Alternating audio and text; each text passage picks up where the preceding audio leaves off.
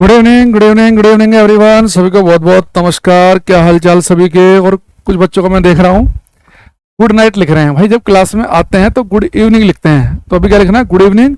जब हम class complete करेंगे, खत्म करेंगे आज की, तो जाते से हम बोलेंगे गुड नाइट, है ना। तो सबसे पहले जो ग्रीटिंग में क्या बोलना है वो हमें पाना चाहिए। ये स्पेशली था जिया मोरिया लिख रहे हैं, अंकित साहू कह रहे हैं गुड इवनिंग, पीयूष कुमार कह रहे हैं हेलो सर, सर नमस्ते, सूरज पटेल कह रहे हैं, दिव्या प्रकाश, सोनम, अंकित, देव, अंशिका, बुद्धराम, राहुल, ब्रजेश कह रहे हैं जय हिंद, क्रिश, गोपाल, दिव्या, सैफाली, गोलू, सभी को बहुत बहुत नमस्कार। पीयूष, निहारिका, कुमारी, सिमरन, अभिमन्यु। ठीक आ रही भाई आवाज सभी को? ऑडियो वीडियो क्लियर है? आज की क्लास शुरू करें। और उम्मीद कर रहा हूं कि आप इतने समझदार हो चुके हैं, सबके नाम लेना मेरे लिए भाई पॉसिबल नहीं है, ठीक है। तो सुशील, अभिषेक, चंद्रकांत, राज और कुशविंद्रा सिंह, सुजीत यादव, गोलू, दिव्यांशी, उत्तम, आदित्य, योगे, योगिता, शिवम, इन सबको नमस्कार करते हुए आज का रंगारंग कार्यक्रम करेंगे हम शुरू। बाकी से माफी चाहूंगा जिनके हम नाम नहीं ले पाए, आगे जब क्वेश्चन पूछेंगे तब लेंगे, ठीक है। तो कल की क्लास में हमने आपको 3 आई डिफेक्ट पढ़ाए थे, 3 दृष्टि दोष हमने पढ़ाए थे। हाँ, एग्जाम देते समय आप क्वेश्चन की लैंग्वेज चेंज कर सकते हैं। अगर आपने पहले हिंदी चूज कर रखा तो हिंदी से आप इंग्लिश में जा सकते हैं, लेकिन अगर आपने इंग्लिश चूज किया हुआ है तो फिर वो हिंदी में नहीं जाने देता, हिंदी वाले इंग्लिश में जा सकते हैं, ठीक है। तो एक क्वेश्चन बताना, कल की क्लास में मैंने आपको कुछ आई डिफेक्ट पढ़ाए थे, तो मेरा एक क्वेश्चन है आपसे कि वो कौन सा आई डिफेक्ट है जो सीलरी मसल्स में कमजोरी की वजह से होता है, जो पश्चमाभि पेशियों में कमजोरी की वजह से होता है। पश्चमाभि पेशियों में कमजोरी की वजह से, सीलरी मसल्स में कमजोरी की वजह से कौन सा आई डिफेक्ट होता है, ये आपको बताना है।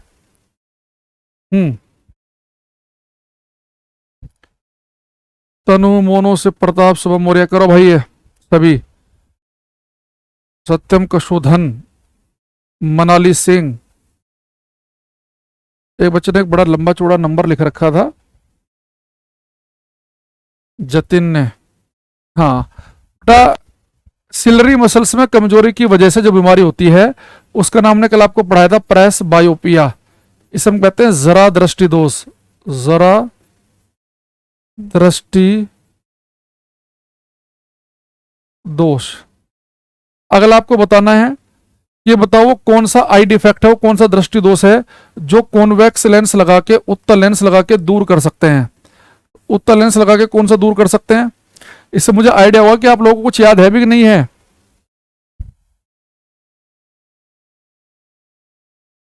हाँ, ये देखो बहुत सारे बच्चे ऐसे ही करते हैं कि मैथ रीजनिंग तो इंग्लिश में पढ़ते हैं लेकिन जीएस जो है वो हिंदी में पढ़ते हैं, ऐसा करते हैं बहुत सारे बच्चे। देखो बेटा, कॉन्वेक्स लेंस लगा के हम दूर कर सकते हैं हाइपर मेट्रोपिया, दूर दृष्टि दोष, हाइपर मेट्रोपिया, दूर दृष्टि दोष, ठीक है। एक क्वेश्चन आपको बताना है, वो कौन सा लेंस है जो प्रोजेक्टर्स में यूज किया जाता है, प्रोजेक्टर में जिसका हम यूज करते हैं या कैमरे में जिसका हम यूज करते हैं। तो प्रोजेक्टर कैमरे में यूज होने वाला लेंस कौन सा लेंस बताया था मैंने कल आपको? कॉन्वेक्स उत्तल लेंस, है ना।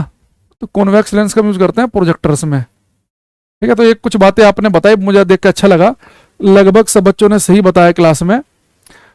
आर्या हो, सौविक हो, मोहम्मद अमन हो, प्रिंस, रुचि त्यागी, गोलू, प्रिया, सोना, शुभम, देवव्रत तिवारी, अभिषेक, सबका बढ़िया आंसर था इसका। रोशनी, मोनू, बहुत बढ़िया। लास्ट आई डिफेक्ट पढ़ेंगे आज हम, एस्टिग्मेटिज्म। एस्टिग्मेटिज्म ए बिंदुकता, एस्टिग्मेटिज्म ए बिंदुकता। देखो बेटे, जो आई डिफेक्ट है बड़े ध्यान सुनना।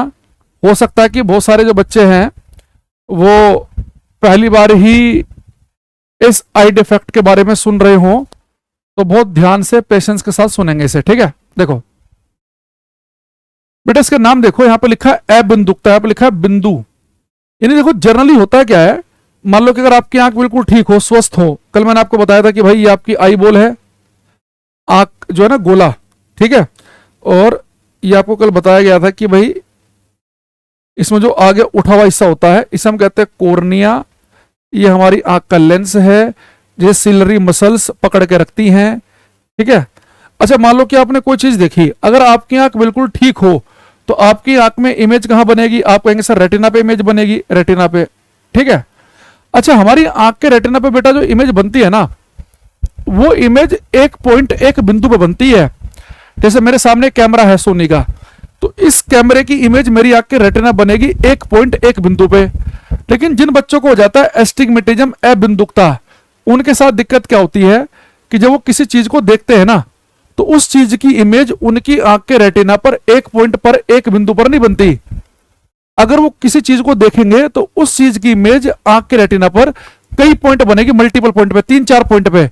अब सोचो एक ही चीज की इमेज आंख के रेटिना पे 3-4 पॉइंट पे बने, तो ब्रेन उन सारी इमेज को मिलाकर जब एक करेगा ना, तो सारी सारी जब इमेज इकट्ठा होंगी तो थोड़ी सी लगेंगी फैली फैली, ब्लर सी इमेज दिखाई देगी। भाई मान लो कि ऐसा समझो कि नहीं कि टीम में दिखाते हैं किसी के सर पे चोट लग गई तो एक ही आदमी लगता है, फैला हुआ सा लगता है, वो एक में 4-5 दिखाई देते हैं।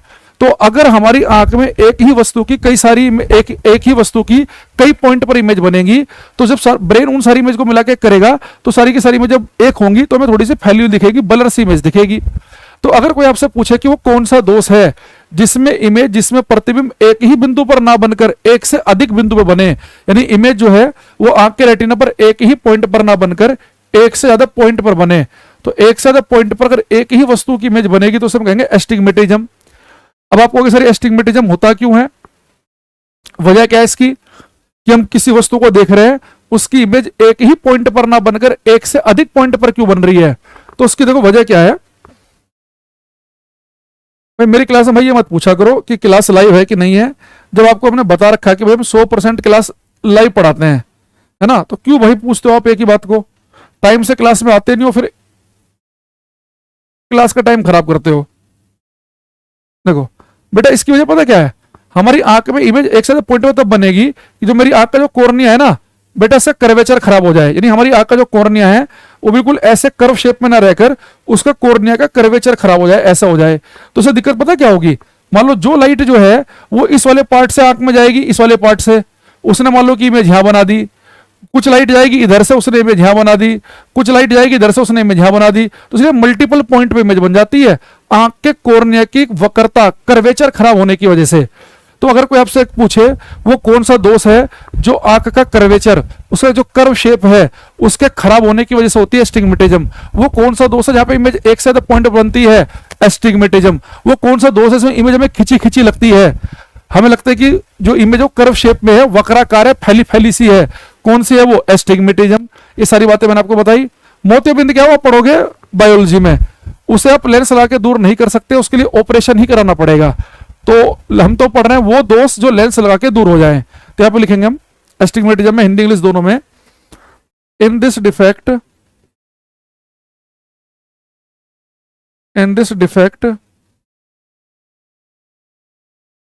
images do not form, in this defect images do not form at a single point, and these images are in curve form, curve यानी कि खिंची हुई सी, are in curve form। The reason behind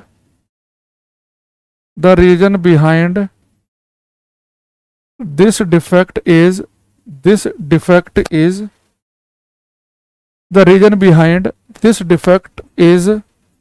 distortion in cornea। Hindi में लिखेंगे इस दोष में प्रतिबिंब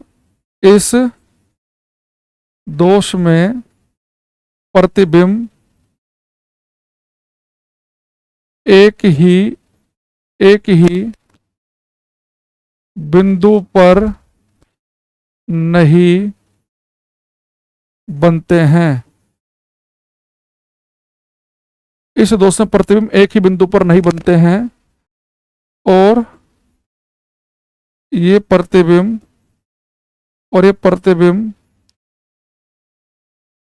वक्राकार रूप में होते हैं, और ये प्रतिबिंब वक्राकार रूप में होते हैं। इस दोष के पीछे कारण, इस दोष के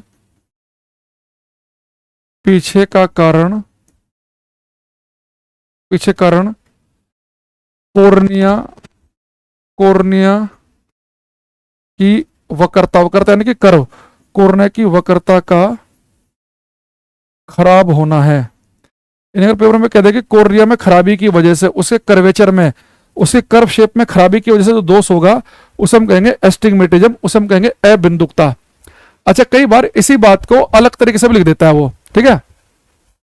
जैसे मान लो कि अगर आपको एस्टिग्मेटिज्म है, मैंने यहाँ पे कुछ ऊर्ध्वाधर ये खड़ी लाइनें खींच दी, वर्टिकल लाइन, कुछ खींच दी हॉरिजॉन्टल क्षैतिज, तो जिस बच्चे को एस्टिग्मेटिज्म होगा ना, वो इस वर्टिकल और हॉरिजॉन्टल लाइन का जो पैटर्न है उसे देखने में थोड़ी दिक्कत आएगी। उसे ऐसा लगेगा जैसे मान लो कि अगर ये हॉरिजॉन्टल लाइन बिल्कुल सीधी लेटी हुई है तो वर्टिकल थोड़ी सी ऐसे खिंची खिंची लगेंगे उसे, ऐसे।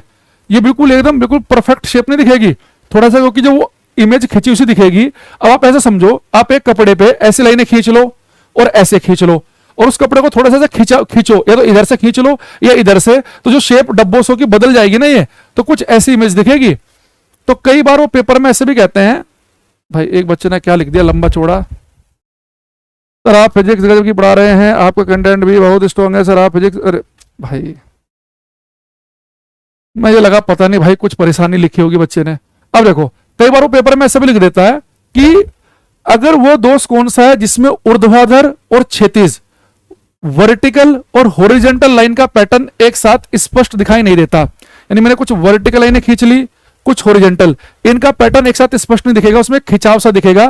जो डब्बे बीच में बॉक्स बनेंगे ना, ये बिल्कुल ऐसे परफेक्ट बॉक्स ना दिखकर थोड़े से ऐसे लिखेंगे, जैसे थोड़े खिंचे हुए से हों, तो इसमें लिखेंगे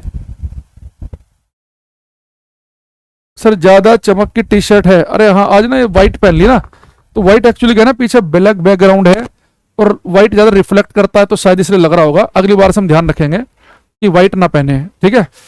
आपको ही असुविधा के लिए हमें खेद है। यहां लिखेंगे इन दिस डिफेक्ट, या अगले पेज पे लिख देता हूं क्योंकि यहाँ पर ना लेंस के बारे में भी लिखना है। लिखेंगे in this defect, in this defect both horizontal and vertical planes are not clear simultaneously, are not clear simultaneously। Hindi में लिखेंगे इस दोष में, इस दोष में, इस दोष में क्षैतिज और ऊर्ध्वाधर, इस दोष में क्षैतिज और ऊर्ध्वाधर दोनों तल एक साथ स्पष्ट दिखाई नहीं देते हैं। अगर बेटा मैं सब पढ़ा तो दूं आपको अगले 1 घंटा और, अब पेपर में क्या आएगा उस पर आ जाओ। अभी मैंने आपको कई बातें बताई कि एस्टिग्मेटिज्म में पेपर में ये पूछता है वो कि वो कौन सा दोष है जिसमें प्रतिबिंब एक ही बिंदु पर नहीं बनते। इस दोष में प्रतिबिंब एक ही बिंदु पर नहीं बनते हैं, एक साथ बिंदु पर बनेंगे, और जो इमेज जो आपको बनेगी वो थोड़ी सी वक्राकार दिखेगी, खिंची खिंची सी दिखेगी। और इस दोष के पीछे कारण है कि हमारी आंख का जो कोर्निया है उसका कर्वेचर खराब हो जाना, वो कोर्निया ऐसे ना होकर थोड़ा सा कोर्निया का कर्वेचर ही खराब हो जाना, तो कोर्निया की वक्रता का खराब होने की वजह से बनता है। या कई बार पेपर में लिखता है कि वो कौन सा दोष है जिसमें ऊर्ध्वाधर, वर्टिकल और हॉरिजॉन्टली दोनों प्लेन, दोनों तल एक साथ स्पष्ट नहीं दिखते हैं, तो हम क्या बोलेंगे एस्टिग्मेटिज्म। लेकिन अब पेपर में क्या आता है जनरली वो देखना, पेपर में 85% केस में आता है कि एस्टिग्मेटिज्म को दूर करने के लिए हम किस लेंस का यूज करते हैं। तो उसके लिए एक लेंस हम यूज करते हैं सुधारात्मक लेंस, उसका नाम क्या है, सुधारात्मक लेंस कौन सा यूज किया जाएगा इसके दूर करने के लिए। करेक्टिव लेंस हम यूज करते हैं सिलेंड्रिकल लेंस, बेलनाकार लेंस, ये बहुत आता है भाई पेपर में, सिलेंड्रिकल लेंस बेलनाकार। यूपी बिहार वाले बच्चे खास तौर से, यूपी बिहार का फेवरेट है ये बेलनाकार लेंस, बेलनाकार लेंस का यूज करते हैं। ठीक है, क्लाउडीनेस, पता नहीं भाई क्लाउडीनेस क्या लिख रहे हो आप। ठीक है, अब बेटा हमारे पास में चारों डिफेक्ट हो गए हैं। अब हमें क्या करना है, कुछ फैक्ट डिस्कस करने हैं इस चैप्टर के बिल्कुल एंड में चलते हुए, जो हमें पता होने ही होने चाहिए। अब उस पर आएंगे हम। अब सारे क्वेश्चन आपसे पूछे जाएंगे। ये आपकी 10th क्लास का रिवीजन है। 10th क्लास में कुछ पढ़ाई की है नहीं की है, या बस ऐसे ही कोरोना काल में पास हो गए हम, है ना। कोई बच्चा ऐसा तो नहीं धुरंधर क्लास में जो कोरोना काल के सामने का हो, फ्री में पास हो गया हो। 2020 में कोरोना आया, फ्री में पास हो गया। 20 में, हाँ 20 में आया था ना, फिर 22 में 12th की उसने, 25 में अभी ग्रेजुएशन की होगी, तो हाँ कोरोना काल वाला होगा एक आध, है ना। देखो क्वेश्चन मेरा ये है कि अगर मैं चाहता हूं कि कोई चीज मुझे बिल्कुल स्पष्ट क्लियर दिखे, उसे मैं साफ साफ देख पाऊं, तो किसी चीज को मुझे अपनी आंख से कम कितना दूर रखना पड़ेगा। कमेंट सबके शो करते हैं प्रभाकर, हमें, आपको केवल अपना ही करेगा।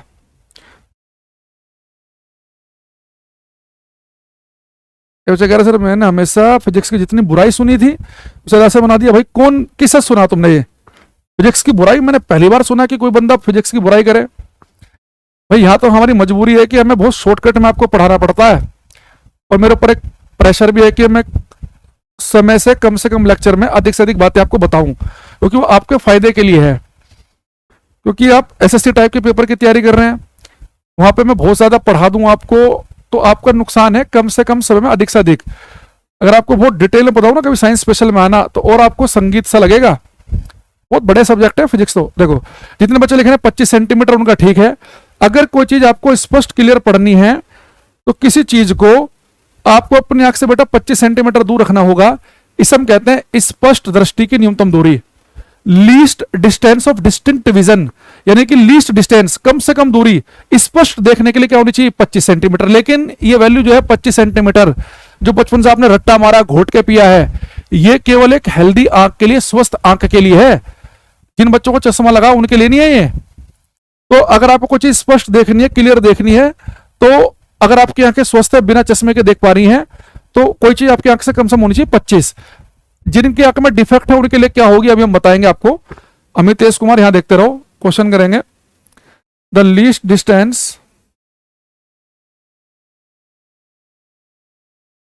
Distance of distinct vision, the least distance of distinct vision for a normal eye is 25 centimetre. Hindi में लिखेंगे स्वस्थ आंख के लिए, स्वस्थ आंख के लिए, स्वस्थ आंख के लिए स्पष्ट दृष्टि की न्यूनतम दूरी 25 सेंटीमीटर होती है। स्वस्थ आंख के लिए स्पष्ट दृष्टि की न्यूनतम दूरी 25 सेंटीमीटर होती है। लेकिन अब पेपर में टीचर को पता चल गया कि बच्चा इस बात को घोट के पी के आया है। अच्छा, वो क्लाउडीनेस वाला, अच्छा वो मोतियाबिंद में क्या होता है, जैसे हमारी जो आंख होती है ना, जो कैटरेक्ट्स होता है मोतियाबिंद, उसमें क्या होता है कि जो आंख का लेंस है ना, उसमें कुछ डेड सेल्स इकट्ठी हो जाती हैं, तो वो मोतियाबिंद है जो आप कह रहे हो। तो उसको बहुत धुंधला उन्हें दिखता है, साफ नहीं दिखेगा बिल्कुल भी, तो उसका फिर ऑपरेशन कराया जाता है मोतियाबिंद का। वो ऐसे चश्मा लगा के नहीं दूर होती। अच्छा दूसरा, अब टीचर को पता चल गया कि बच्चा रट के आया 25 सेंटीमीटर में, क्वेश्चन कुछ भी पूछूंगा बच्चा 25 पे ही टिक लगाएगा। टीचर को पता है ये बात ही है। अब देखो क्वेश्चन क्या पूछेगा, वो कहेगा एक व्यक्ति को दूरदृष्टि दोष है, हाइपरमेट्रोपिया। तो जिस व्यक्ति को हाइपरमेट्रोपिया है, दूरदृष्टि दोष है, उसके लिए स्पष्ट दृष्टि की न्यूनतम दूरी कितनी होगी, उसके लिए least distance of distinct vision कितनी होगी। अब खुद सोचो, एक व्यक्ति को दूरदृष्टि दोष है, हाइपरमेट्रोपिया है, तो दूरदृष्टि दोष में तो दूर का साफ दिखता है। ऐसे व्यक्ति 25 सेंटीमीटर दूर रखी वस्तु को पढ़ ही नहीं पाएगा, वो तो थोड़ा दूर रख के पढ़ेगा। अगर आपके पिताजी को कभी चश्मा ना मिल रहा हो तो बेटा वो ऐसे ही तो पढ़ते हैं पेपर, न्यूज़पेपर। तो अगर एक व्यक्ति को दूरदृष्टि दोष है, हाइपरमेट्रोपिया है, जिसमें दूर की चीजें साफ दिखती हैं, दूर की चीजें साफ दिखती हैं, उसके लिए स्पष्ट दृष्टि की न्यूनतम दूरी 25 सेंटीमीटर नहीं है, उसके लिए स्पष्ट दृष्टि की न्यूनतम दूरी होती है ग्रेटर देन 25। हो सकता है कि आपके पिताजी को कम से कम 40 सेंटीमीटर दूर रखने पर साफ दिखता हो, माताजी को 35 सेंटीमीटर दूर रखने पर साफ दिखता हो, और दादाजी को हो सकता है कि 65 सेंटीमीटर दूर रखने पर कुछ साफ सा दिखता हो। तो यहां पे लिखेंगे हम, for a hypermetropic person, for a hypermetropic person, for a hypermetropic person, the least distance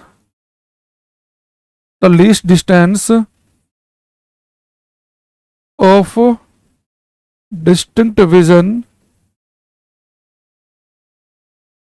is greater than 25 centimetre. इन्हें लिखेंगे दूर दृष्टि दोष वाले व्यक्ति के लिए, दूर दृष्टि दोष वाले व्यक्ति के लिए स्पष्ट दृष्टि की न्यूनतम दूरी 25 सेंटीमीटर से अधिक होती है। अब पेपर में थोड़ा ध्यान से सुन लेना, मतलब पढ़ लेना कि उसने स्वस्थ आंख के लिए पूछा है, स्पष्ट पढ़ने की न्यूनतम दूरी 25 सेंटीमीटर बताएंगे, हाइपरमेट्रोपे वाले के लिए, दूरदृष्टि दोष वाले के लिए पूछेगा तो 25 सेंटीमीटर से अधिक बताएंगे।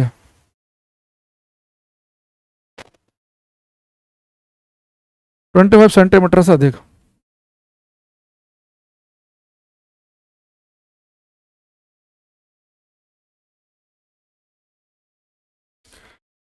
ट्वेंटी 25 सेंटीमीटर से अधिक।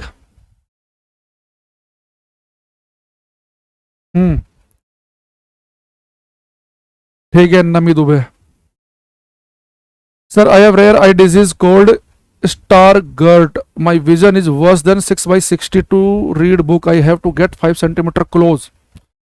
तो तुम्हारा एक बच्चा बता रहा है 6/60, तो आपका ये जो एक वो बनता है ना, सर्टिफिकेट बनता है फिजिकली हैंडीकैप का, वो बना है कि नहीं बना है? 6/60 में कितने परसेंट का बना है? एक परसेंटेज होती है ना, तो मुझे फिजिकली तो पता, अगर मान लो किसी की एक उंगली चली जाए तो उसका 8% का बनता है, 4 उंगली चली गई तो फिर ये माना जाता है कि अंगूठा भी किसी काम का नहीं है, तो सिर्फ 40% फिजिकली हैंडीकैप में डालते हैं, तो वो बंदा गवर्नमेंट जॉब के लिए अप्लाई कर सकता है। गवर्नमेंट जॉब के लिए कम से कम 40% की डिसेबिलिटी होनी चाहिए, है ना। तो ये जो बच्चा कह रहा है, एक बच्चा कह रहा है कि सर एक क्वेश्चन है हाइपरमेट्रोपे से रिलेटेड, अगर उसके ऑप्शन में फार साइटेड और हाइपरमेट्रोपे दोनों दे तो किस पर टिक लगेगा? बेटा पेपर ना आप नहीं बनाओगे, है ना, वो पेपर कोई टीचर बनाएगा हमारे जैसा, तो इतना बुद्धिहीन नहीं है वो कि दोनों चीज ही डाल दे, कि हाइपरमेट्रोपे भी डाल दे एक ऑप्शन में और एक में फार साइटेडनेस डाल दे, है ना। 40%। तो टीचर क्वेश्चन बनाता है बेटा, बच्चे नहीं बनाते हैं।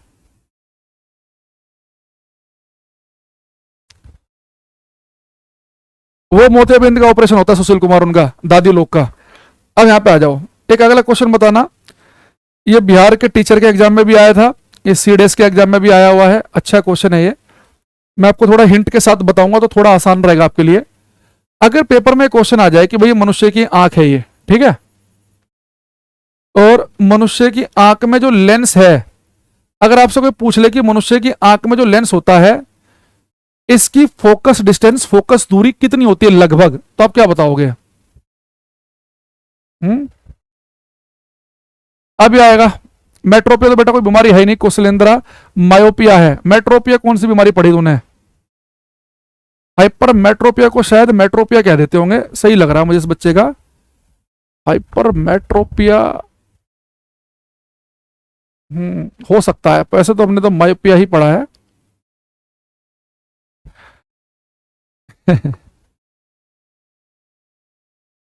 ठीक है पीयूष,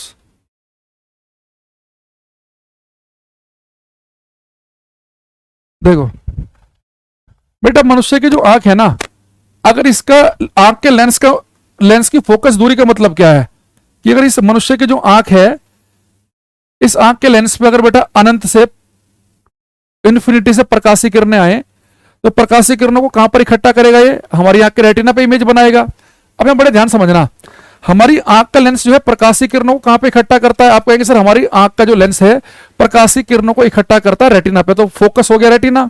तो मैंने कहा कि मेरी आंख में जो लेंस है इसकी फोकस दूरी बताओ, यानी जो आंख में लेंस है ये किरणों को कहां पे इकट्ठा करता है? रेटिना पे, यानी कि फोकस तक की दूरी को हम कहते हैं फोकस दूरी। तो हमारी आंख में जो लेंस है इसकी फोकस दूरी पता है कितनी होती है?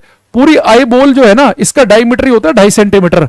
तो मेरी आंख में जो लेंस है उसकी फोकस दूरी 2.5 सेंटीमीटर से कम होगी, लगभग 2 सेंटीमीटर के आसपास की। तो हमारी आंख में जो लेंस है इसकी फोकस दूरी लगभग 2 सेंटीमीटर की होती है। बच्चे पेपर में लाइन से 25 सेंटीमीटर पर टिक लगा देते हैं। 25 सेंटीमीटर वो अलग क्वेश्चन का आंसर है। कोई चीज साफ साफ पढ़नी है तो आंख से कम 25 सेंटीमीटर दूर होनी चाहिए। यहां पे मैंने क्या पूछा कि आंख में जो लेंस मौजूद है वो कितनी दूर प्रकाशीय किरणें फोकस करता है, उससे रेटिना कितनी दूर है? लगभग 2 सेंटीमीटर दूर, क्योंकि पूरी आई बॉल का साइज 2.5 सेंटीमीटर का है। गेम समझ रहे हो? टीचर कहां फंसा रहा बच्चे को। वो ये नहीं पूछ रहा है कि स्पष्ट दृष्टि की न्यूनतम दूरी स्वस्थ आंख के लिए कितनी है, वो तो पता है 25। वो पूछ रहा है कि दूर दृष्टि दोष वाले के लिए वैल्यू कितनी है, 25 सेंटीमीटर से ज्यादा। वो पूछ रहा है कि आंख में जो लेंस है उसकी फोकस दूरी बताओ, लगभग 2 सेंटीमीटर। तो लिखेंगे फोकस डिस्टेंस ऑफ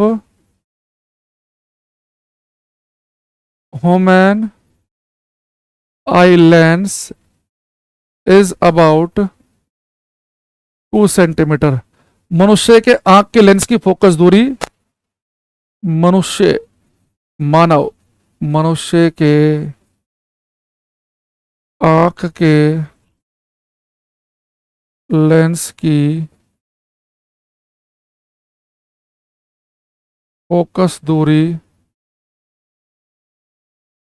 लगभग 2 सेंटीमीटर होती है, लगभग 2 सेंटीमीटर की।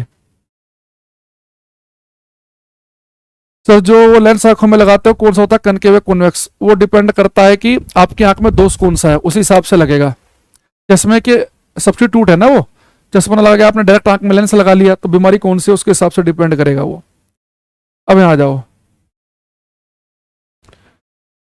अभी देखो यहां पे एक चीज देखना। एक तो होता बेटा नॉर्मल आंख, स्वस्थ, बेहतरीन, परफेक्ट, बिना चश्मे वाली।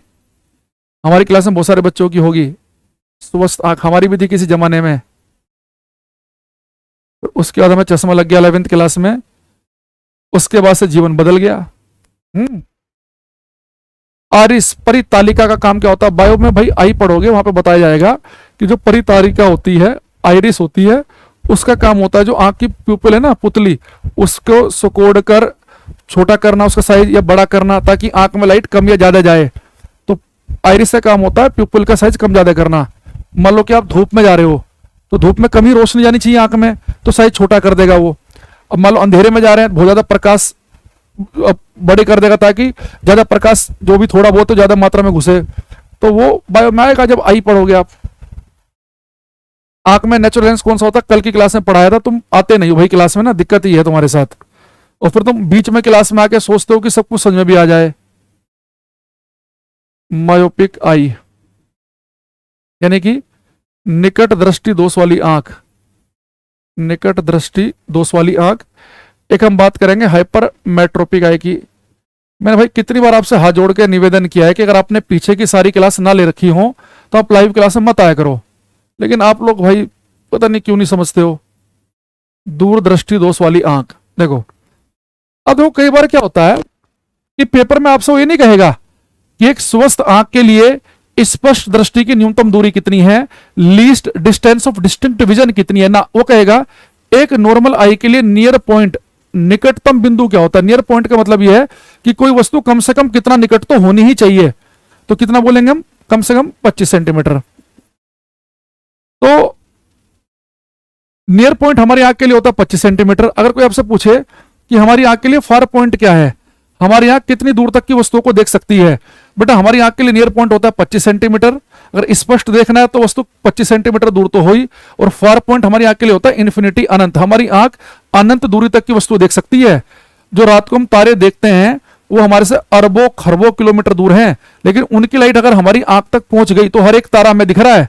तो हमारी आंख की जो रेंज है वो 25 सेंटीमीटर से लेकर अनंत तक की है।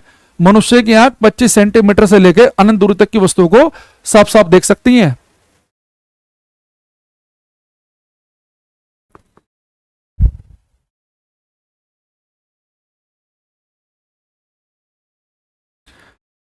आइरिस बेटा मैंने कहा कि पुतली का साइज कंट्रोल करती है, मोहम्मद अमन मैंने ये कहा है। देखो अच्छा बेटा, अगर मैं आपसे कहूं कि एक व्यक्ति को हाइपरमेट्रोपिया जिसे दूर का साफ दिखता है तो उसके लिए नियर पॉइंट कितना है? आप कहेंगे सर अभी आपने बताया था कि दूरदृष्टि दोष वाले व्यक्ति को 25 सेंटीमीटर की चीजें साफ नहीं दिखती, 25 सेंटीमीटर से दूर रखना पड़ेगा। तो इनके लिए नियर पॉइंट होता है greater than 25 centimetre, greater than 25 centimetre. अच्छा इनके लिए फार पॉइंट दूरतम बिंदु क्या होगा? दूर बिंदु। देखो दूर दृष्टि दोष में दूर का तो साफ दिखता ही है, तो इसके लिए फार पॉइंट तो इन्फिनिटी है। एक स्वस्थ आंख के लिए फार पॉइंट इन्फिनिटी है। दूर दृष्टि दोष में दूर का साफ दिखता है तो वहां भी फार पॉइंट इन्फिनिटी है। फर्क किसका आ रहा है कि यहाँ पे नियर पॉइंट 25 सेंटीमीटर है, वहां पे क्या ग्रेटर देन 25। अच्छा मायोपिया निकट दृष्टि दोष में नियर का साफ दिखता है तो यहाँ पे नियर पॉइंट 25 सेंटीमीटर ही होगा, 25 ही होगा। लेकिन फार पॉइंट क्या होगा? अगर एक व्यक्ति को निकट दृष्टि दोष हो जाए, उसे निकट का साफ दिखता है, दूर का साफ दिखता ही नहीं है। ऐसा व्यक्ति को हो सकता है कि 10 मीटर के बाद का ही साफ ना दिखे, तो उसके लिए तो फार पॉइंट 10 मीटर ही हो गया। किसी को हो सकता है कि 4 मीटर के बाद का ही साफ ना दिखे, किसी को हो सकता है कि 1 मीटर के बाद का ही साफ ना दिखे। तो यहाँ पे फार पॉइंट होता है बिफोर इन्फिनिटी, अनंत से पहले। तो बेटा तीनों के लिए ध्यान कर लेना ये। तो सब बच्चे तीनों के लिए लिख लेंगे। हर्षित सिंह पढ़ाई पर ध्यान दो। एक बच्चा कह रहा है कि a man can not see clearly beyond 10 meter the disease he suffer. बेटा आपको पूछना ही नहीं चाहिए। इसने कहा है कि एक व्यक्ति को 10 मीटर से बियॉन्ड, 10 मीटर से दूर का सांप नहीं दिखता, तो कौन सा दोष है उसे? भाई व्यक्ति को 10 मीटर से दूर का सांप नहीं दिख रहा, यानी कि व्यक्ति को 10 मीटर से पहले तो सांप दिख रहा है, 10 मीटर के बाद का सांप नहीं दिख रहा। बियॉन्ड 10 मीटर, 10 मीटर के बाद का सांप नहीं दिख रहा, यानी व्यक्ति को दूर का सांप नहीं दिखता, नजदीक का सांप दिखता है। तो निकट दृष्टि दोष है, मायोपिया है। भाई मायोपिया में क्या होता है? मायोपिया में निकट दृष्टि दोष में कल बताया था कि निकट का सांप दिखता है, दूर का सांप नहीं दिखता। तो अगर मैं कह रहा हूं कि एक व्यक्ति को 10 मीटर के बाद का सांप नहीं दिखता, यानी उसे क्या है? मायोपिया है, निकट का सांप देख पाएगा, दूर का नहीं देख पाएगा। मैं कह दूं कि एक व्यक्ति 10 मीटर से पहले का सांप नहीं देख पाता, यानी नजदीक का सांप नहीं दिख रहा, दूर का सांप दिख रहा, तो उसे हाइपरमेट्रोपिया है।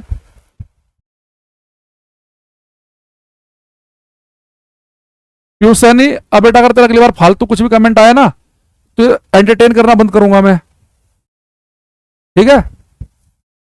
ये मुझे कह रहा अपर्चर क्या होता है? जैसे अपर्चर से मान लो, भाई मैंने आपको पहले ही बताया है, जैसे हमारे पास में कि कनकेव या कॉन्वेक्स मिरर है।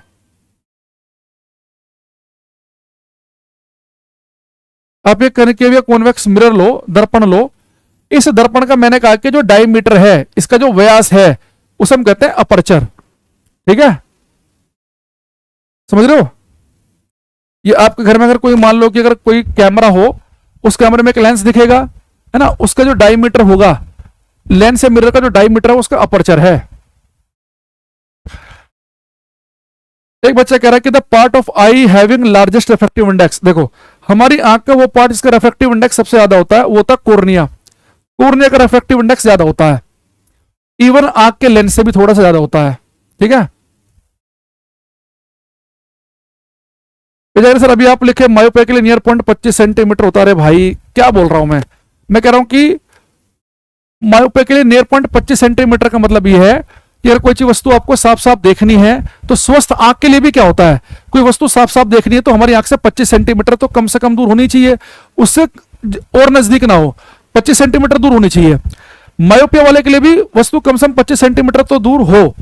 25 सेंटीमीटर के बाद है तो कोई दिक्कत नहीं है, 25 सेंटीमीटर से पहले ना हो, तो 25 सेंटीमीटर के बाद होनी चाहिए। तो मायोपिया में निकट दृष्टि दोष में निकट का सांप दिखता है, निकट का सांप दिखेगा, दूर का नहीं दिखेगा। लेकिन निकट का सांप देखने के लिए भी कम से कम 25 सेंटीमीटर तो होनी ही चाहिए, यानी कि 4 सेंटीमीटर रख दी। ये मैं एक वयस्क व्यक्ति के लिए बात कर रहा हूं। जो छोटे बच्चे होते हैं उनके साथ ऐसा होता है, छोटे बच्चों के साथ में, कि वो 10 12 सेंटीमीटर दूर रखी वस्तु को भी देख सकते हैं साफ साफ। एक वयस्क व्यक्ति के 25 सेंटीमीटर तो होनी ही चाहिए।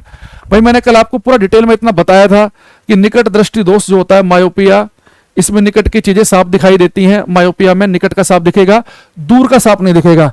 तो नजदीक का साफ तो दिखेगा लेकिन कम से कम 25 सेंटीमीटर तो हो ही, दूर की चीज साफ नहीं दिखेंगे। हो सकता है कि 4 मीटर के बाद का साफ ना दिख रहा हो, बियॉन्ड 8 मीटर का साफ ना दिख रहा हो, बियॉन्ड 10 मीटर के बाद का साफ ना दिख रहा हो, ये बताया था। ठीक है। अच्छा एक चीज और बताना मुझे, हमारी आंख के लेंस में जो इमेज बनती है, सॉरी हमारी आंख में जो इमेज बनती है वो बनती है रेटिना पे। तो हमारी आंख में जो इमेज बनती है वो इमेज बनती है रेटिना के ऊपर, बनती है ना। आपको सर बिल्कुल सही कह रहे हो, इमेज बनती है रेटिना के ऊपर। लेकिन जो इमेज रेटिना पे बनती है बेटा, इसका नेचर बताएगा कोई बच्चा कि हमारी आंख के रेटिना पे जो इमेज बनती है उल्टी बनती है कि सीधी बनती है? मनुष्य के आंख के रेटिना पर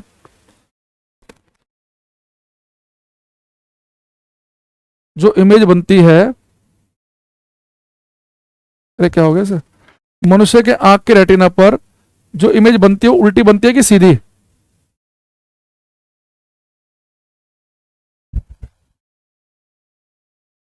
नेत्र लेंस, अरे भाई कह रहा नेत्र लेंस अपसारी होता है कि अभिसारी? अरे भैया नेत्र में कौन सा लेंस होता है? मैंने कहा था कि मनुष्य की आंख में जो लेंस है वो कॉन्वेक्स उत्तल लेंस होता है। अब कल की क्लास पढ़ ले, उत्तल लेंस मैंने बताया था कन्वर्जिंग होता है, अभिसारी प्रकाशी किरणें इकट्ठी करता है। बोला अगर तुम अपने आप से इतना नहीं रिलेट कर पा रहे तो पेपर में बहुत दिक्कत हो जाएगी। जब आपको बता दिया कि हमारी आंख में जो लेंस है वो लेंस है कॉन्वेक्स उत्तल लेंस की भांति व्यवहार करता है। अब उत्तल लेंस कौन सा लेंस होता है? किरणों को इकट्ठा करने वाला। अभिसारी कन्वर्जिंग, तो कन्वर्जिंग होता है। देखो हमारी आंख के रेटिना पे जो इमेज बनती है ये इमेज होती है बेटा उल्टी। देखो आपको मैंने पहले बताया कि अगर उल्टी इमेज है तो होगी रियल, वास्तविक। अगर कोई इमेज किसी स्क्रीन पर पर्दे पर उतर रही है तो रियल इमेज है। तो हमारी आंख के रेटिना पे जो इमेज बन रही है वो रियल इमेज है, और रियल इमेज होती है उल्टी। और जब सिग्नल हमारे ब्रेन के पास पहुंचते हैं तो ब्रेन उसे हमें सीधा करके दिखाता है। रेटिना पे जो इमेज उतरेगी वो उल्टी इमेज होगी। वो तो लिखेंगे nature of image at the retina of human I. Nature of image at the nature of image at the retina of human आई। मनुष्य के आंख के रेटिना पर बनने वाले प्रतिबिंब की प्रकृति। मनुष्य के आंख के रेटिना पर मनुष्य के आंख के रेटिना पर बनने वाले प्रतिबिंब की प्रकृति वो कैसे होती है बेटा? इनवर्टेड एंड रियल, उल्टी और वास्तविक। उल्टी और वास्तविक।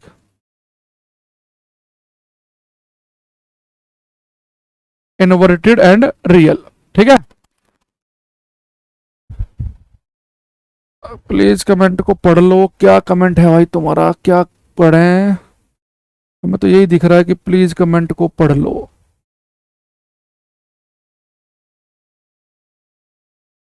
ये कौन बच्चा है भाई? 20 कमेंट एक ही कर दिए इसने, कमेंट को पढ़ लो। और कमेंट क्या है, क्या पढ़ना है हमें पता ही नहीं चल रहा। सर जवाब दो। क्या जवाब दें? अब नीचे गए तो जवाब दो, और नीचे जाके देखते हैं। भाई दोबारा क्वेश्चन लिख दे तू, कमेंट खत्म हो गए हैं क्योंकि वो नीचे खत्म हो जाते हैं, हैं? हाँ, छोटे बच्चों को 25 सेंटीमीटर से कम दूरी का सांप दिख सकता है, छोटे बच्चों को। हाँ, अगर मान लो किसी की आई साइड बिल्कुल ही खराब हो जाए, बहुत ही ज्यादा खराब हो जाए, तो ऐसे व्यक्ति को क्या होता है कि थोड़ा वो 25 सेंटीमीटर पहले रखेगा ना। देखो आप भी 25 सेंटीमीटर से पहले रखो तो दिखेगा, तो आपको भी ऐसा नहीं दिख नहीं रहा है, लेकिन अच्छा उतना स्पष्ट नहीं दिख रहा। लेकिन किसी की आंखें इतनी ज्यादा खराब हो जाती हैं कि उन्हें हो सकता है कि 5-7 सेंटीमीटर दूर रखी वस्तु का थोड़ा आइडिया हो जाए कि अच्छा ये रखी है। अगर बहुत ज्यादा आई साइड खराब हो जाए किसी की, तो भाई ऐसे व्यक्ति को तो हो सकता है कि 15 सेंटीमीटर के बाद से सांप ना दिखे। अभी एक बच्चा बता रहा था कि सर मेरी आंख इतनी खराब है कि मुझे 5 सेंटीमीटर के बाद के हिसाब नहीं दिखता, तो अगर वो कोई चीज को 5 सेंटीमीटर के आसपास रखता होगा तो एक हल्का सा उसे आइडिया होता होगा, बिल्कुल क्लियर मोती की तरह नहीं दिखेगा उसे, पर आइडिया सा हो जाएगा। भाई आप भी देखो 25 सेंटीमीटर पे साफ साफ दिख रहा है, हाथ की रेखाएं, यहां देखना हाथ की रेखाएं दिख रही है आपको, नहीं दिख रही, यहां जाके दिखनी शुरू हुई है, तो ऐसा नहीं है। एक और आगे कह रहा क्लास लाइव नहीं है क्या? ठीक है, अच्छा अगले बात है। अब एक अगला बड़ा प्यारा क्वेश्चन, ये आपको बताना है, ये आपके यहाँ पे इससे क्वेश्चन सीजल 2017 में भी आया हुआ है। क्वेश्चन मेरा ये है कि मान लो मैंने कोई चीज एक बार देखी, जैसे मैंने एक बच्चा है, सर क्लास लाइव नहीं है, कि भाई क्लास लाइव नहीं है, रिकॉर्डेड चल रही है, ठीक है। अब मैंने से कमेंट पढ़ा और देखते मैंने नजरें हटा ली। तो देखो होता क्या है, अगर कोई चीज आप एक बार देखते ही नजरें हटा लो, कोई चीज आपने एक बार देखी नजरें हटा ली, तो आपको क्या लगता है कि हमें वो चीज दिख नहीं रही, जबकि ऐसा नहीं है। अगर कोई चीज आपने एक बार देख ली, अगर कोई चीज आपने एक बार देख ली, तो उसकी इमेज कुछ समय तक हमारी आंख के रेटिना पे रहती है, पर वो समय बहुत ही ज्यादा कम है, बहुत ही ज्यादा कम, उसे हम डे लाइफ में अनुभव ही नहीं कर पाते। हमें क्या लगता है, ये कैमरा देखा, नजर हटाई, अब दिख रहा फैन, फैन हटाया तो बोर्ड दिख रहा है, अब दीवार दिख रही है, अब भगवान जी की फोटो दिख रही है, अब फर्श दिख रहा है। ऐसा नहीं है। अगर कोई चीज आपने एक बार देख ली, अगर कोई चीज आपने एक बार देख ली, तो कुछ समय तक उसकी इमेज हमारी आंख के रेटिना पर रहती है। वो समय बहुत ही कम है, उसका हम आइडिया नहीं लगा पा रहे, पर वो समय कितना है वो आपसे पूछता है, उसकी जरूरत नहीं है भाई तुम्हें। एनासुर रहमान जी, ठीक है।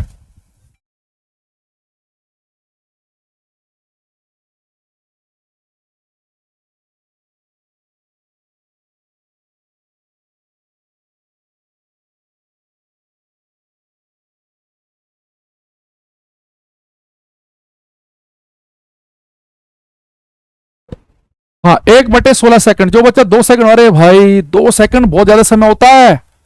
अब एक चीज बता, अगर तू 2 सेकंड कोई चीज तूने एक बार देख ली, अगर 2 सेकंड तक ही देखता रहेगा ना भाई साहब, ड्राइविंग खतरनाक हो जाएगी, चला नहीं पाएगा कभी भी गाड़ी।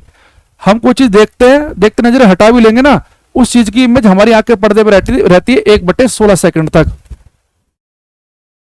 नहीं ऐसा कुछ नहीं है वर्णिका, ऐसा कुछ नहीं है।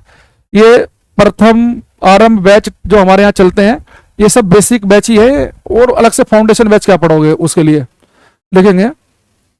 अगर आपने बेटा कोई चीज एक बार देख ली, तो उसकी इमेज हमारी आंख के पर्दे पर रहती है 1/16 सेकंड तक। इसे हम कहते हैं परसिस्टेंस ऑफ आई विजन, दृष्टि की निर्बंधता। यानी दृष्टि किसी चीज को देखते ही कितने समय तक परसिस्ट हो जाएगी, निर्बंध हो जाएगी, लगातार उसी चीज को देखती रहेगी 1/16 सेकंड। तो लिखेंगे persistence of eye vision, persistence of eye vision, दृष्टि की निर्बंधता। यानी हमारी आंख किसी चीज को अगर एक बार देख ले तो 1/16 सेकंड तक देखती रहेगी। बहुत सारे बच्चे जो पेपर में गए लुसेंट वगैरह पढ़ के, उन्होंने 1/10 सेकंड पर टिक लगा दिया, सबको गलत हो गया। 1/16 सेकंड पर टिक लगाना है। 1/10 सेकंड पता क्या है रवि?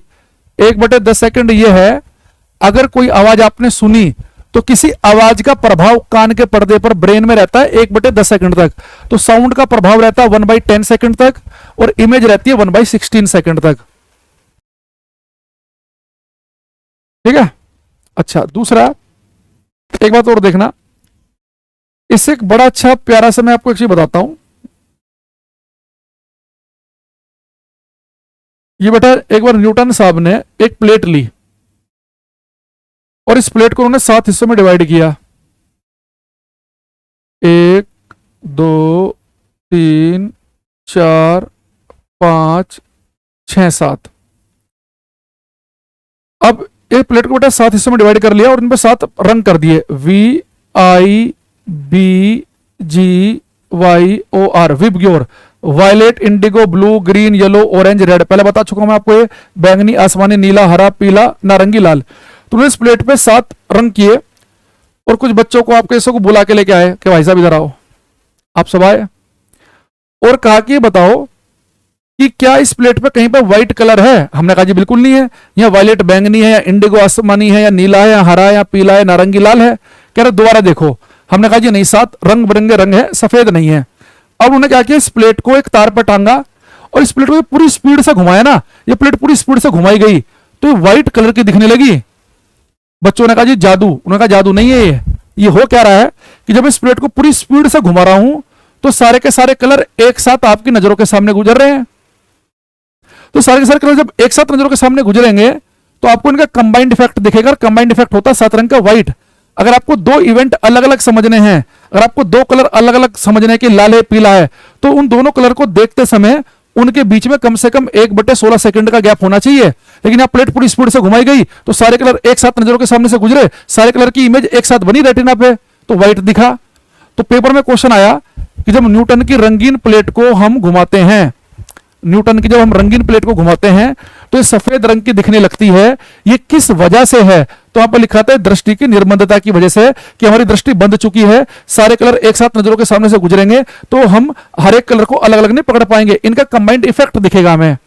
ठीक है, तो लिखेंगे व्हेन, हिंदी में लिखवाऊंगा भी, टेंशन मत लेना। When we rotate Newton's color disk, when we rotate Newton's color disk, it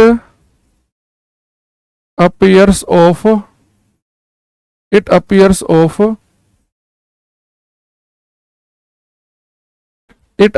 white color due to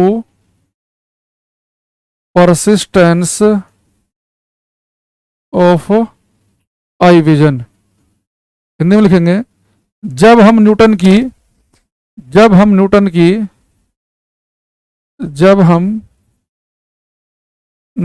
की एक रंगीन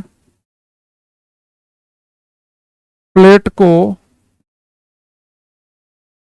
घुमाते हैं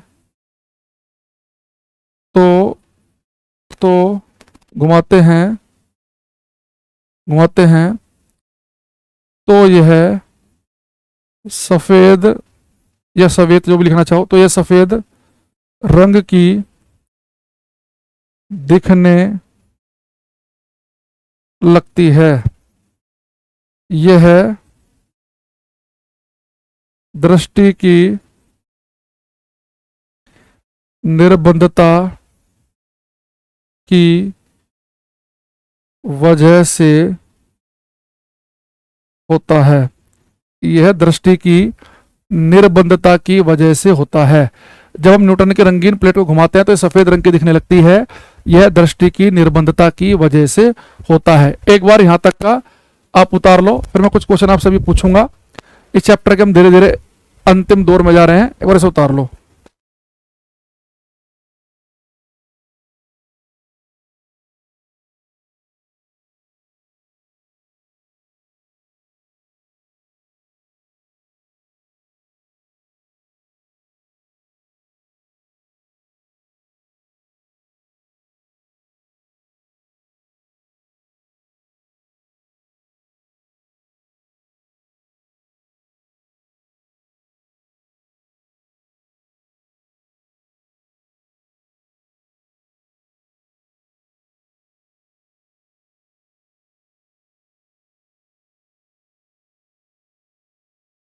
करो ये सर, व्हाइट कलर ही क्यों दिखता है? क्योंकि सारे कलर का कॉम्बिनेशन व्हाइट होता है ना। सर एक डाउट है, सोलर प्लेट में भी होता है कि कनके मिरर? नहीं, वहां पे ऐसे कोई स्पेशली कोई ऐसे मिरर यूज नहीं करते, वहां पे अलग अलग प्रोसेस होते हैं लाइट को फोकस करने के। क्लास नहीं चल रहा है, क्लास सबका चल रहा है, ठीक है चले। अच्छा देखो, अब बेटा इसमें एक क्वेश्चन और देखना आप। एक क्वेश्चन आता है पेपर में कि जब चश्मों के अंदर ये जो लेंस लगाते हैं, कॉन्वेक्स या कनकेव लेंस लगाते हैं, इन लेंस को बनाने के लिए हम जो कांच यूज करते हैं, ग्लास, वो ग्लास जो है वो कौन सा कांच यूज करते हैं? कई टाइप के कांच होते हैं। लेंस बनाने के लिए हम जिस कांच का यूज करते हैं उसका नाम पूछता है पेपर में, तो याद रखना, लेंस बनाने के लिए जिस ग्लास का यूज किया जाता है वो होता है फ्लिंट ग्लास। ये पेपर में आया हुआ क्वेश्चन है कई बार, 2-3 बार तो मैं देख चुका हूं उसे। फ्लिंट ग्लास, फ्लिंट कांच।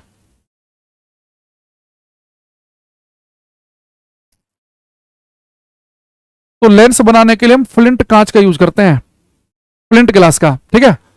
तो फ्लिंट ग्लास किस लिए यूज करते हैं, तो देखो भाई ट्रांसपेरेंट होता है, बढ़िया, एक ड्यूरेबल भी, लंबे समय तक भी चलता है, और इसका हाई रिफ्रैक्टिव इंडेक्स होता है, उच्च अपवर्तनांक होता है। जब लाइट प्रकाशीय किरणें इसके अंदर से गुजरती हैं तो किरणों को अच्छे से मोड़ सकता है या फैला सकता है, वो डिपेंड करेगा कि आपने कनकेव लेंस लगा रखा आंख में कि कॉन्वेक्स। तो बढ़िया लेंस है ये, उच्च अपवर्तनांक वाला, ट्रांसपेरेंट, ड्यूरेबल, लंबे समय तक चलने वाला, इसलिए ऐसा करेंगे, ठीक है। अच्छा, तो यहां पे लिखेंगे फ्लिंट ग्लास, फ्लिंट कांच, ठीक। अब बिल्कुल हम एंड में जा रहे हैं, अब लिखेंगे हम पावर ऑफ लेंस, लेंस की शक्ति, पावर ऑफ लेंस, लेंस की शक्ति, इसे बेटा हम लिखते हैं पी से। अभी मैं क्वेश्चन पूछूंगा आपसे, उसके आधार पर हम करेंगे। कांच जैसे एक पायरेक्स गिलास भी होता है, उसका हम यूज करते हैं, पायरेक्स गिलास का, जैसे लैब केमिस्ट्री की लैब में, कि मान लो कि आपको बहुत ही गरम गरम चीज डालनी है और वो कांच ना चटक जाए, टूट ना जाए, बहुत ही ज्यादा हीट को, बहुत ज्यादा टेम्परेचर को भी झेल ले, पायरेक्स गिलास होता है। धूप के चश्मों में कुरुक गिलास का यूज करते हैं। ये जो नजर के चश्मे होते हैं, फ्लिंट गिलास का यूज करते हैं। केमिस्ट्री का टॉपिक है वैसे गिलास ही है, ठीक है भाई। तेज वर्धन फिर क्या करें, कुछ बच्चे ऐसे हैं कह रहा जी नींद आ रही है, और लिख रहा है इस बात को बार बार। मतलब मैं सोच रहा हूं क्या शिक्षा प्राप्त हुई है इसे, क्या घर वालों ने शिक्षा दी है इसे, क्या इसे गुरुजनों ने दी है, मतलब मूर्खता की पराकाष्ठा। मुझे बड़ा अच्छा याद आता है, एक बहुत बढ़िया लाइन एक हमारे स्कूल की कैंटीन में लिखी थी, जो मुझे बहुत टच करती है।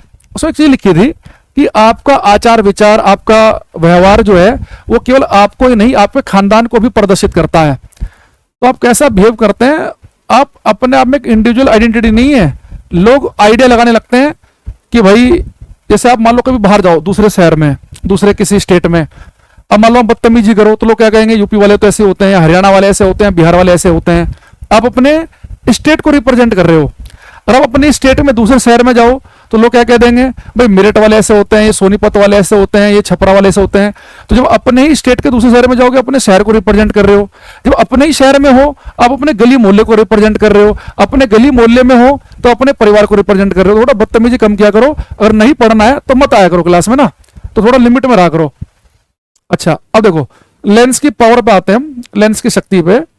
अगर मैं आपसे कहूं कि मेरे पास में यहाँ पे दो लेंस है, एक लेंस मैंने ये लिया, एक लेंस मैंने ये लिया, बड़े ध्यान से देखना, इसके ऊपर मैंने प्रकाश की पैरेलल रे डाली, ये कॉन्वेक्स लेंस प्रकाशीय किरणों को इकट्ठा कर देता है, उत्तल लेंस, और इसने ही प्रकाशीय किरणों को इकट्ठा कर दिया। दोनों उत्तल लेंस हैं, दोनों प्रकाशीय किरणें इकट्ठी करेंगे, ठीक है।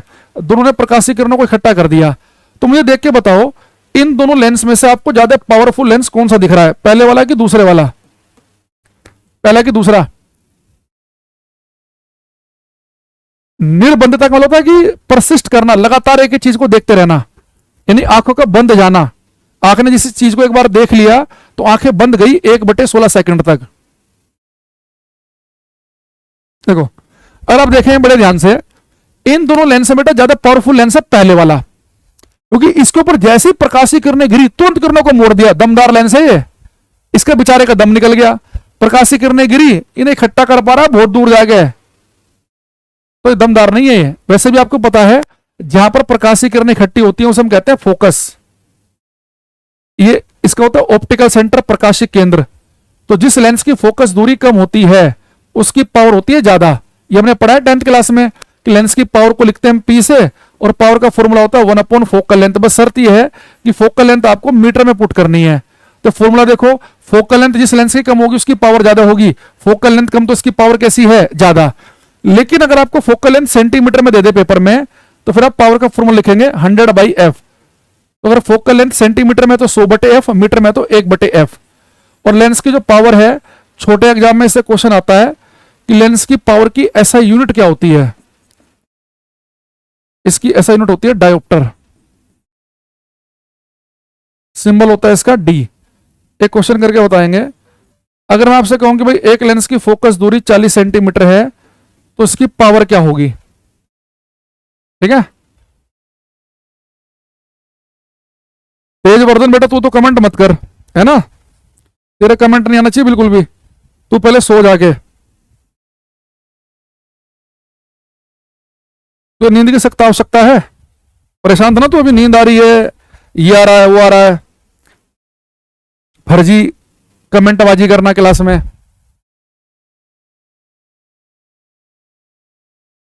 देखो, अगर फोकल लेंथ दे रखी है सेंटीमीटर में तो पावर क्या लिखेंगे हम, 100/f। एफ की वैल्यू कितनी है 40, 20 दूनी 40, 20 पंजे 100, तो 2.5 आ जाएगा। ये बिल्कुल सही आंसर आ रहा है आपका, 2.5 डायोप्टर। ठीक है। अच्छा, दूसरी चीज है, सेंटीमीटर मत लिखो भाई, पावर को हम डायोप्टर में नापते हैं। ठीक है, डायोप्टर में। अच्छा, अगली चीज, आपने कई बार एक बात सुनी होगी चश्मे वाले बच्चों से। चश्मे वाले कहते हैं भाई साहब मुझे चश्मा लगा हुआ है, मेरे चश्मे का नंबर -3 है, कोई कहेगा -5, कोई कहेगा +4। तो अगर माइनस और प्लस का मतलब क्या है, देखो, अगर कोई बच्चा कह रहा है कि उसके चश्मे की जो पावर है, पावर ऑफ लेंस, लेंस की शक्ति, और बेटा लेंस की पावर अगर पॉजिटिव है, लेकिन लेंस की पावर पॉजिटिव का मतलब है कि लेंस का नंबर, जो बच्चा कह रहा है कि मेरे चश्मे का नंबर -3 है, एक्चुअली वो ये कहना चाह रहा है कि चश्मे की पावर -3 डायोप्टर है, चश्मे का नंबर +5 यानी कि पावर +5 डायोप्टर है। अगर पावर है पॉजिटिव, इसका मतलब है कि आपने कॉन्वेक्स लेंस लगा रखा है, उत्तल लेंस। पावर है नेगेटिव, आपने कनकेव लेंस, अवतल लेंस लगा रखा है। अब आप खुद सोचो, अभी मैं आपको थोड़ा रियलाइज कराऊंगा, जितने बच्चे इस क्लास में चश्मे वाले बैठे हैं, क्या आप सबके चश्मे का नंबर माइनस में है कि नहीं है? जितने बच्चे क्लास में चश्मे वाले हैं, उन सबके चश्मे का नंबर, उनके चश्मे की पावर है माइनस में, यानी आप सबने कनकेव अवतल लेंस लगा रखा है। और कनकेव लेंस कब लगाते हैं? मायोपिया, निकट दृष्टि दोष को दूर करने के लिए। और कल मैंने बताया था क्लास में जितने बच्चे हैं, छोटी एज में मायोपिया, निकट दृष्टि दोष होता है, और निकट दृष्टि दोष को कनकेव लेंस से दूर करते हैं। कनकेव की पावर होती है नेगेटिव। क्यों होती है पावर नेगेटिव? क्योंकि कनकेव की फोकल लेंथ भी नेगेटिव होती है, तो पावर भी नेगेटिव होगी। जो अगर आपके पिताजी का चश्मे का नंबर पूछना, वो कहेंगे +3 है, यानी पिताजी के चश्मे की पावर है पॉजिटिव, उन्होंने कॉन्वेक्स लेंस लगा रखा है उत्तल। और उत्तल कब लगाते हैं? हाइपरमेट्रोपिया, दूरदृष्टि दोष को दूर करने के लिए। ठीक है, ठीक। अच्छा, दूसरी चीज, एक लास्ट क्वेश्चन की तरफ चल रहे हैं हम। ये बहुत इंपॉर्टेंट क्वेश्चन में से एक है, लास्ट का 1 मिनट बचा भी है आपका। देखो, यहां मुझे कोई बोतल दिख नहीं रही है, आपके पास अगर पानी की बोतल हो ना, उसे पकड़ो, मतलब पूरी भरी ना हो, थोड़ी कम हो, उसे ऐसे हिलाओ। इस पानी की बोतल के अंदर कुछ बुलबुले बनेंगे, बबल, एयर के, हवा के बुलबुले बनेंगे। तो पेपर में क्वेश्चन आता है कि पानी के अंदर जो बुलबुले बनते हैं वो किसकी तरह बिहेव करते हैं। 2 ऑप्शन होंगे, मिरर के, दर्पण के, 2 होंगे लेंस के। तो मिरर वाला ऑप्शन कर देना बाहर। जो बुलबुला बनेगा तो ट्रांसपेरेंट, पारदर्शी होगा, पारदर्शी तो लेंस होते हैं। तो पानी के अंदर जो एयर बबल बनते हैं, याद रखना, वो बिल्कुल वैसे ही बिहेव करते हैं जैसे अवतल लेंस करता है। अवतल लेंस प्रकाशीय किरणों को फैला देता है, तो बुलबुलों के अंदर से प्रकाशीय किरणें गुजरेंगे तो फैल जाती हैं। तो यहां पर लिखेंगे हम इंपोर्टेंट लिखकर, air bubbles behave like a concave lens inside the water. Air bubbles behave like a concave lens inside the water. पानी के अंदर वायु के बुलबुले, पानी के अंदर वायु के बुलबुले अवतल लेंस की भांति व्यवहार करते हैं। पानी के अंदर वायु के बुलबुले अवतल लेंस की भांति व्यवहार करते हैं। ठीक है।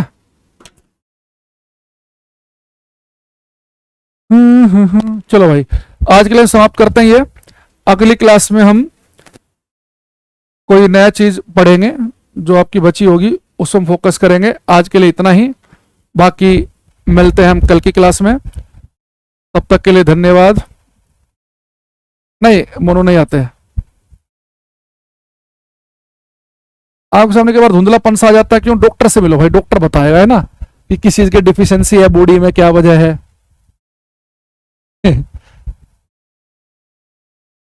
हर्ष लोधी को कह रहे हैं बड़ा मजा आया। चलो bye, good night, take care everybody, thank you.